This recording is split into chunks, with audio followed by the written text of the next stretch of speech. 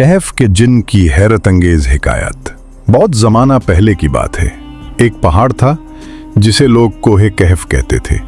उस पहाड़ की चोटी हमेशा बादलों में छुपी रहती और उसकी घाटियां अंधेरों से ढकी रहती थीं। गांव के लोग कहते थे कि वहां एक ताकतवर जिन रहता है जिसे सब सालेह के नाम से जानते थे। सालेह जिन बज़ाहिर खौफनाक था। उसकी आंखों में आग जलती थी और उसकी आवाज बादलों की गरज की तरह गूंजती थी। मगर हकीकत यह थी कि वो दिल से बुरा नहीं था।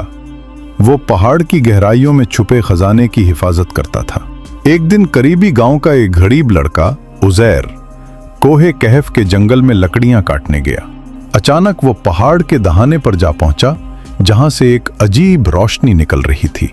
रोशनी की कशिश ऐसी थी कि उज़ैर बेइख्तियार अंदर दाखिल हो गया।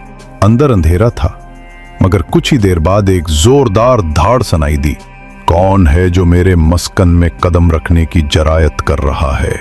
उज़ैर कांप गया मगर हिम्मत करके बोला, मैं एक गरीब इंसान हूं, लकड़ियां काटने आया था, मेरा कोई बुरा इरादा नहीं। ये सुनकर जिन साले खामोश हो गया।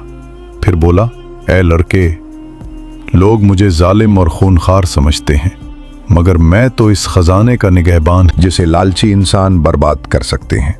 लेकिन मैं देख रहा हूं कि तुम्हारा दिल साफ है। फिर उसने उज़ैर को एक छोटा सा पत्थर दिया जो चमक रहा था।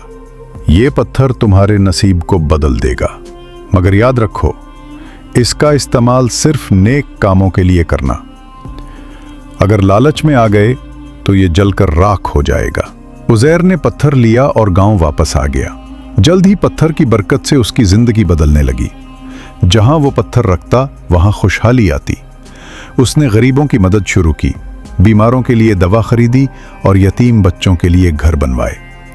कुछ अरसे बाद गांव वाले उज़ैर को वली उज़ैर कहने लगे, मगर उसने कभी फख्र न किया और हमेशा याद रखा कि ये सब कुछ कोहे कहफ के जिन्ने साले की अमानत है।